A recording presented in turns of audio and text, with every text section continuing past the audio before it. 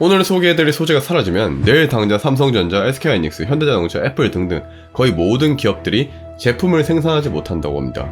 그 중요성을 알려드리고자 영상을 만들었습니다. 저는 빅뱅이론을 정말로 좋아해서 올 9월에는 빅뱅이론의 배경인 패서디나 그리고 칼텍을 구경하러 갈 정도였습니다. 그런 빅뱅이론 시즌9 19화의 제목은 납땜 우회 여행입니다. 빅뱅이론의 주인공들은 칼텍과 나사의 연구원들로 천재들이에요. 그들은 양자 소용돌이를 이용한 유도 기술을 개발 중이었습니다. 그런데 그들의 연구실로 와이퍼들이 찾아와서 이를 도와주겠다고 하죠. 연구원들은 이 회로를 완성하는데 필요한 솔더가 충분한지 모르겠다면서 솔더가 없어서 이를 더 이상 진행하지 못하자 과학을 1도 모르는 페니가 말하죠.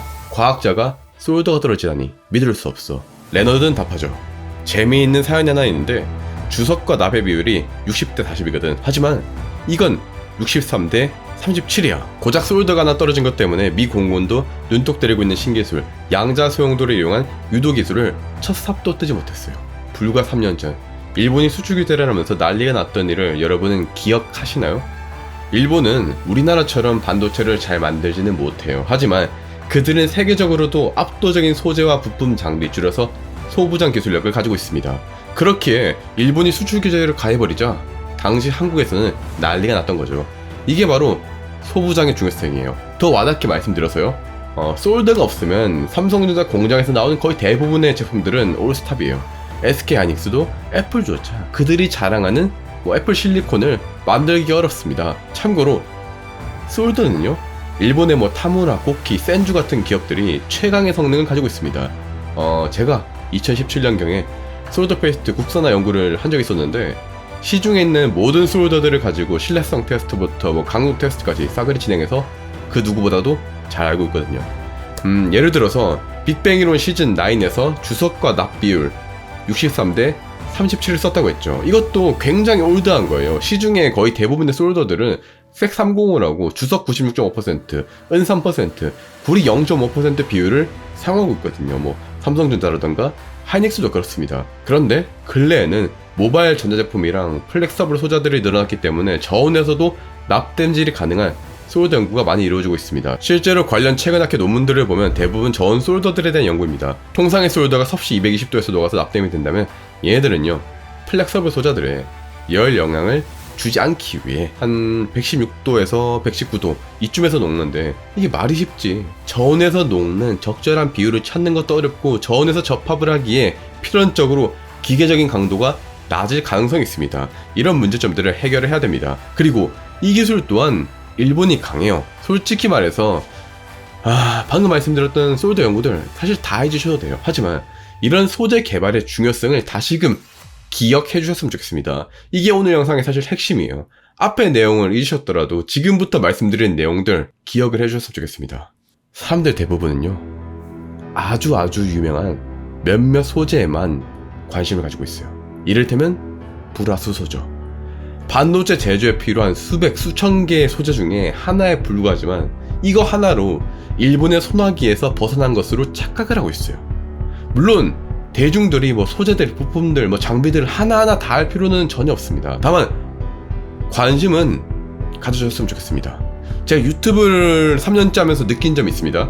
많은 분들께서 사소해 보이는 기술들에는, 소재들에는 관심이 없습니다. 역치가 너무 높아져서 거의 핵융합 성공, 혹은 전기차 배터리 수백 시간, 전고체 배터리, 반도체 1나노 혁신, 이 정도 수준의 엄청난 또 거시적인 연구가 아니면 관심이 없어요. 저도 소재를 개발했던 연구원으로서 아쉬움을 느껴요.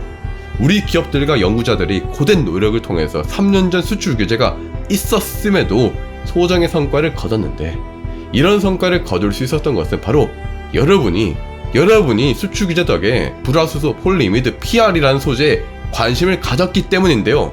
여러분이 관심을 가지고 지켜보고 있으면 정치인들은 눈치를 보고, 정치인들이 눈치를 보면 관련 분야에 돈이 쏠려요. 실제로 2022년만 하더라도 일산 킨텍스에서 소부장 뿌리 기술 대전이 열리는데요. 국내 최대 소부장 관련 전시회를 11월 2일부터 이제 진행을 하는데 이미 수출 상담액만 이게 얼마야? 6,800만 달러 이루고요. 전시회에 참여하는 기업들 간의 비즈니스, 교류 및 투자, 그리고 사업 설명회 등도 정부 차원에서 지원을 하고 있다고 합니다. 여러분, 여러분이 관심 가져준 결과예요. 만약에 일본이 앞에서 말했던 솔더에 규제를 또 걸어버린다면? 그러면요, 우리나라는 이미 국산화된 국내 K사의 제품이라던가 아니면 미국의 A사의 솔더를 사용하겠죠. 하지만 적어도 제가 연구를 하던 당시까지만 해도 그들의 성능은 일본보다는 부족했습니다.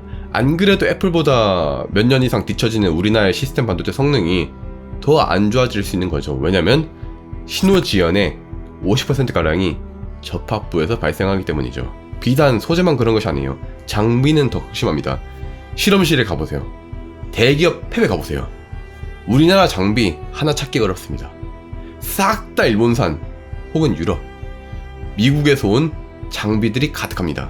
하지만 대부분의 사람들은 고작 불화수소를 비롯하여 몇 개만 관심을 가지고 이제 다시 또 관심이 많이 줄어들어 버렸어요.